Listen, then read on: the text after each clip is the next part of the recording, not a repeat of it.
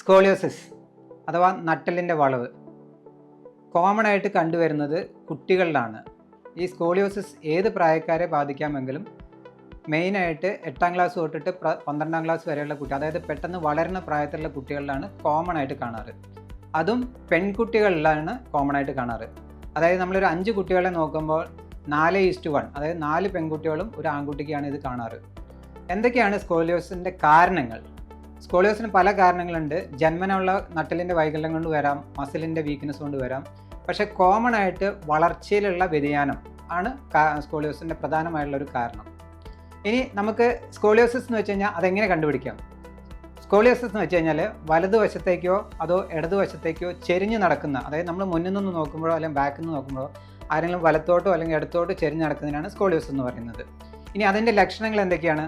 ഇപ്പം ഞാൻ പറഞ്ഞ മാതിരി നമ്മൾ നോക്കുമ്പോൾ ഒരു ബോഡി, നമ്മുടെ അപ്പർ ട്രങ്ക്, തല, ഷോൾഡർ എല്ലാം ഒരു സൈഡിലേക്ക് ചെരിഞ്ഞ് നടക്കുക, അല്ലെങ്കിൽ നമ്മുടെ ഒരു ഷോൾഡർ അല്ലെങ്കിൽ തോൾപ്പല ഒരു സൈഡിൽ പൊന്തി നിൽക്കുക, മറ്റേ സൈഡിൽ താഴ്ന്നു നിൽക്കുക, അല്ലെങ്കിൽ നമ്മൾ മുന്നോട്ട് കുനിച്ച് നോക്കുമ്പോൾ, ബാക്കിൽ നിന്ന് നോക്കുമ്പോൾ നട്ടലിൻ്റെ ഒരു സൈഡ് പൊന്തി കാണുക, അല്ലെങ്കിൽ ഒരു കൂന് കാണുക ഒരു സൈഡിൽ. അതൊക്കെ സ്കോളിയോസിൻ്റെ ലക്ഷണങ്ങളാണ്. ഇനി നമ്മൾ എന്താണ് ഈ സ്കോളിയോസിൻ്റെ ഇമ്പോർട്ടൻസ് എന്താണ്? ഈ നട്ടലിന് വളവ് വന്നു കഴിഞ്ഞാൽ നമ്മൾ ചികിത്സ എടുത്തില്ലെങ്കിൽ അത് ഗ്രാജുവലി പ്രോഗ്രസ് ചെയ്തിട്ട് അത് നമ്മുടെ ശ്വാസകോശത്തിനെയും അല്ലെങ്കിൽ ഹൃദയത്തിനെയും അല്ലെങ്കിൽ നടക്കുന്നതിനൊക്കെ ബുദ്ധിമുട്ട് വരാൻ സാധ്യതയുണ്ട്. അപ്പോൾ ഏറ്റവും ഇമ്പോർട്ടൻ്റ് കാര്യം എന്താ? എല്ലാ അസുഖത്തിനുമാതിരി തന്നെ പ്രതിരോധിക്കുക, അല്ലെങ്കിൽ നേരത്തെ കണ്ടുപിടിച്ച് ചികിത്സ എടുത്തു കഴിഞ്ഞാൽ അതിൻ്റെ മൂർധന്യാവസ്ഥയിലേക്ക് പോകാതെ നമുക്കത് പ്രിവെൻറ്റ് ചെയ്യാമെന്നുള്ളതാണ് ഈ നേരത്തെ കണ്ടുപിടിക്കുന്നതിനുള്ള ഗുണങ്ങൾ.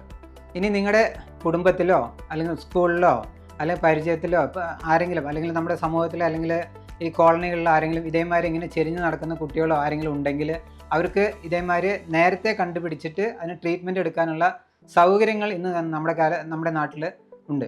ഇനി ഇങ്ങനെ സ്കോളിയോസിസ് സംശയമുള്ള കുട്ടികൾ നമ്മുടെ അടുത്ത് ആരെങ്കിലും ഉണ്ട്, നമ്മുടെ അയൽപക്കത്തുണ്ട്, അല്ലെങ്കിൽ നമ്മുടെ സ്കൂളിലുണ്ട്, അല്ലെങ്കിൽ നമ്മുടെ സമൂഹത്തിൽ നിങ്ങൾ ആരെങ്കിലും നോട്ട് ചെയ്തുള്ള കുട്ടി ഉണ്ടെങ്കിൽ നമ്മുടെ സമൂഹത്തിൽ വളരെയധികം ക്യാമ്പുകൾ, ഇത് സ്കോളിയോസിൻ്റെ അവെയർനെസ്സും ഡിറ്റക്ഷനും വേണ്ടിയുള്ള ക്യാമ്പുകൾ നടക്കുന്നുണ്ട്.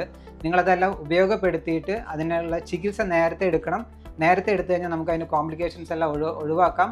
അതേമാതിരി നേരത്തെ നമ്മൾ കണ്ടുപിടിച്ച മോസ്റ്റ് ഇമ്പോർട്ടൻറ്റ് തിങ് എന്താ വെച്ച് കഴിഞ്ഞാൽ നമുക്ക് നേരത്തെ കണ്ടുപിടിച്ച് കഴിഞ്ഞാൽ സർജറി അവോയ്ഡ് ചെയ്യാം അല്ലെങ്കിൽ ഒഴിവാക്കാം എന്നുള്ളതാണ്. നമുക്ക് എക്സസൈസ് കൊണ്ടോ അല്ലെങ്കിൽ നമ്മുടെ ബ്രേസ് ബെൽറ്റ് ഇട്ടുകൊണ്ടോ അല്ലെങ്കിൽ പോസ്ചർ കറക്ഷൻ ചെയ്തുകൊണ്ടോ നമുക്ക് സ്കോളിയോസിസ് കംപ്ലീറ്റ് ആയിട്ട് ഏർലി സ്റ്റേജിൽ കണ്ടുപിടിച്ച് കഴിഞ്ഞാൽ നമുക്കത് ക്ലിയർ ആക്കാൻ പറ്റുന്ന സംഗതിയാണ്. ലേറ്റ് ആയ സ്റ്റേജിലേക്ക് പോകുമ്പോഴാണ് കോംപ്ലിക്കേഷൻസ് ഉണ്ടാവുക. Thank you.